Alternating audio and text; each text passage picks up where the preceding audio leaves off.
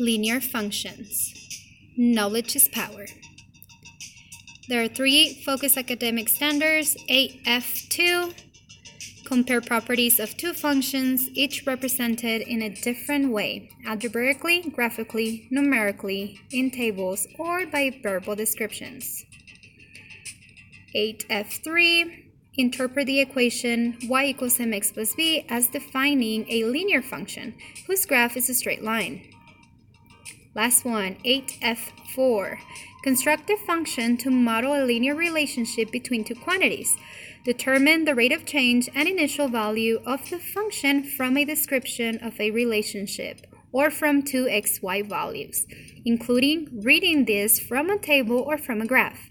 Interpret the rate of change and initial value of a linear function in terms of the situation it models and in terms of its graph or a table of values. Complex? Well, this just means that we have a lot to learn. Let's get to it. Ask yourself, what makes a linear function special? We have been working with functions all this time. A linear function is special because it represents a non-vertical straight line. It's linear. What does that mean? Well, let's start with the definition. A linear function is a function whose graph is a non-vertical line. A linear function can be written in the form y equals mx plus b, where m is the slope and b is the y-intercept. Well, let's break it down. Non-vertical lines. Here's a horizontal line which has a slope of 0. This is a non-vertical line that goes up from left to right and it has a positive slope. This is a non-vertical line that goes down from left to right, which is negative slope. This vertical line have undefined slope. Well, what about y equals mx plus b? Now let's focus on m. That is our slope. What's slope? Yeah.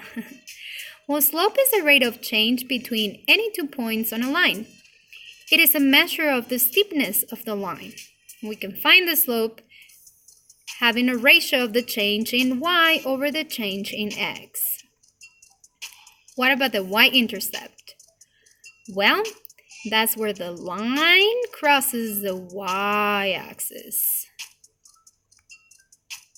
One more time. Y equals mx plus b. M is the slope.